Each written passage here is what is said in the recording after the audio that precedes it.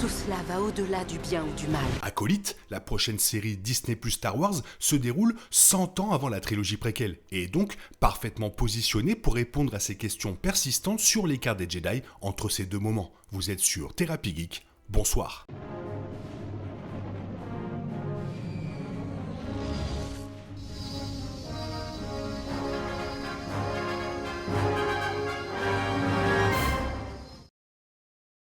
Compte tenu de sa place dans la chronologie de Star Wars, The Acolyte pourrait spécifiquement répondre aux questions entourant la chute des Jedi et de la République. Même si la réponse comporte sans aucun doute de multiples facettes, les films et les émissions de télévision de Star Wars n'ont pas encore complètement expliqué pourquoi ces systèmes se sont effondrés si rapidement et si gravement. Acolyte peut fournir un contexte supplémentaire en répondant notamment à des questions urgentes sur la trilogie préquelle de Star Wars.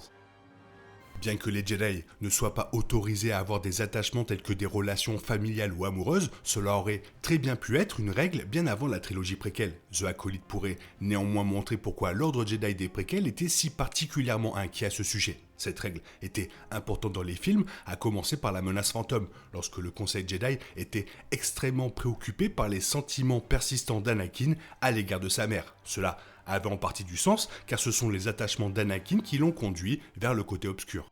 Cependant, les rappels que l'attachement est interdit étaient constants tout au long des films, suggérant que, au-delà de la préfiguration, ne pas autoriser l'attachement était un principe clé des Jedi, et sur lequel ils étaient particulièrement obsédés. Acolyte pourrait expliquer pourquoi c'était si important pour les Jedi des préquels. Peut-être qu'une partie des ténèbres qui s'élèvent sera liée à un attachement. Alternativement, la série pourrait s'étendre sur les Jedi déchus, mettant en lumière la façon dont les attachements ont pu jouer un rôle.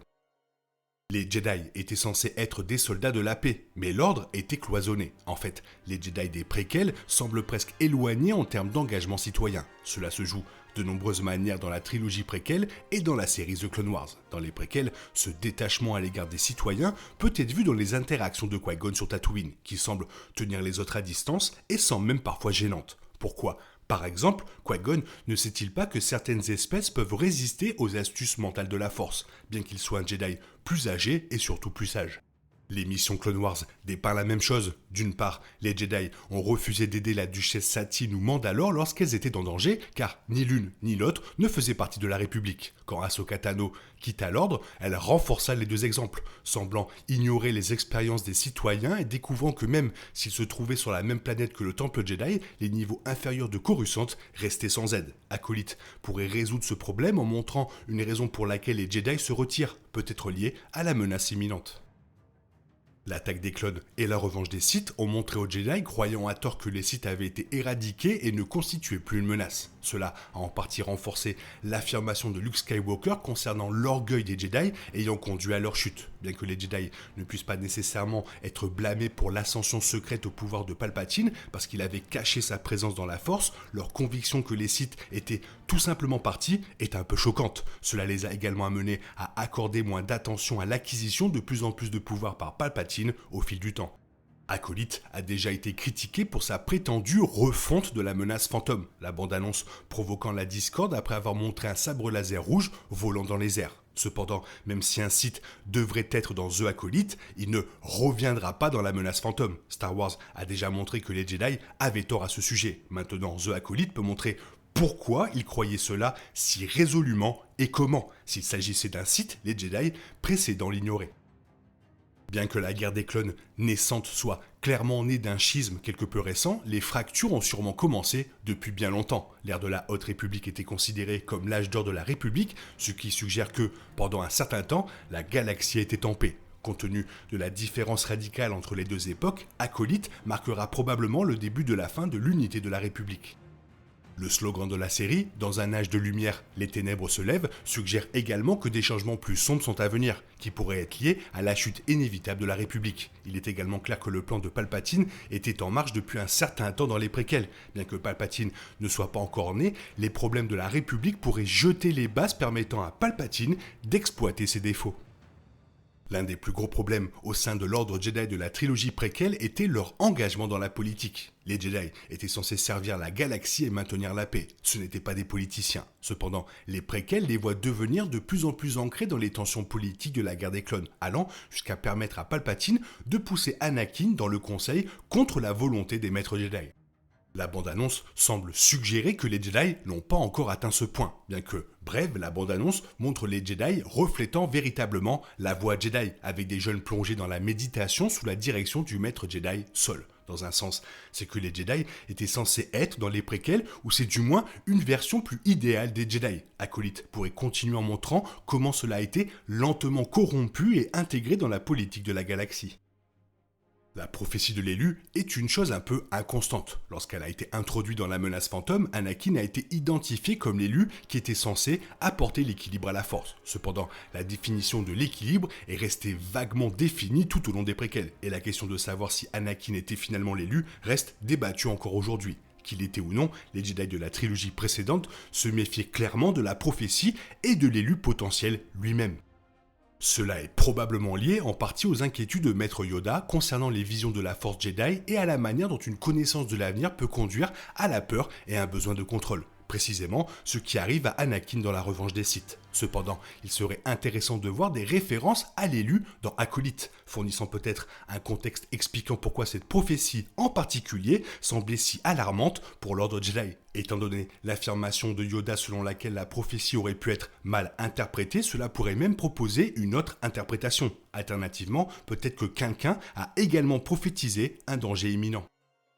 L'un des aspects les plus impressionnants de l'ascension au pouvoir de l'empereur Palpatine a été la façon dont il a joué le long jeu. Palpatine a commencé comme un sénateur apparemment innocent, voire serviable de Naboo. Dans la menace fantôme, il agit comme un mentor auprès de la très jeune reine Amidala, ce qui, sans le contexte supplémentaire que la trilogie originale avait déjà fourni, l'aurait fait paraître presque inoffensif. Même après cela, bien qu'il continue d'acquérir de plus en plus de pouvoir à mesure que la guerre fait rage, il se présente comme un allié des Jedi, ce que les Jedi croient clairement.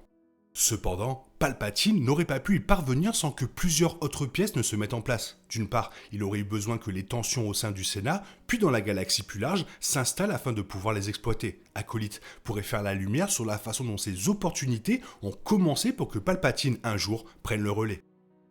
L'un des points de l'intrigue les plus déroutants de l'attaque des clones est la facilité avec laquelle les Jedi deviennent des soldats et s'engagent dans la guerre des clones. En fait, il n'a jamais semblé douteux qu'ils entrent en guerre et combattent au nom de la République. Ce qui est particulièrement étrange, c'est que cela n'a jamais été censé être le rôle des Jedi dans la galaxie. En fait, rien n'est plus éloigné de l'idée d'être un gardien de la paix que de se lancer dans une bataille.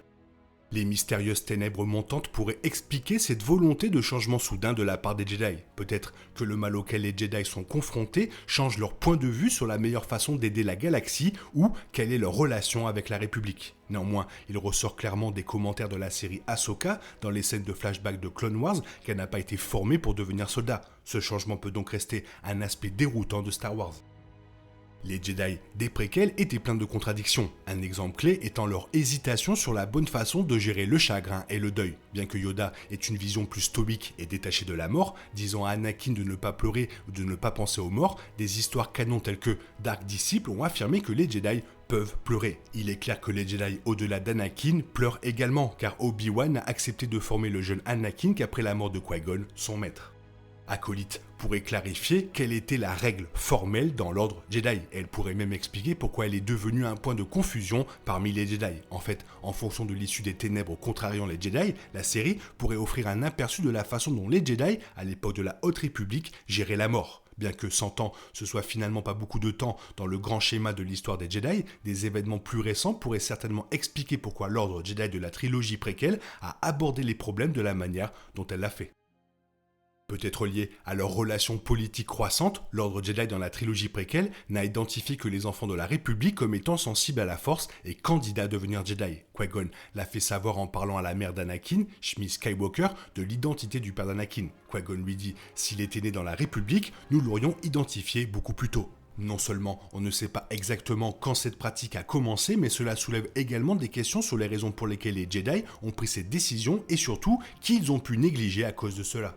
Acolyte, telle qu'elle se déroule à l'âge d'or des Jedi et de la République, pourrait faire la lumière sur les origines de cette approche du recrutement Jedi. En fait, étant l'âge d'or des deux, The Acolyte est la série idéale pour aborder de nombreuses questions sur Star Wars. Acolyte pourrait répondre à ces questions en particulier, étoffant encore plus la trilogie originale de Star Wars. On voit bien dans la bande-annonce qu'il y a une grosse différence entre les Jedi à la Haute République et les Jedi dans la trilogie préquelle. Bah maintenant, on veut savoir pourquoi. Toi, qu'est-ce que tu en penses? Fais-moi part de ton avis dans la zone commentaire. Sinon, il est temps pour toi de reprendre le cours normal de ta vie. On se retrouve bientôt pour une nouvelle vidéo. Bisous bisous, bye bye.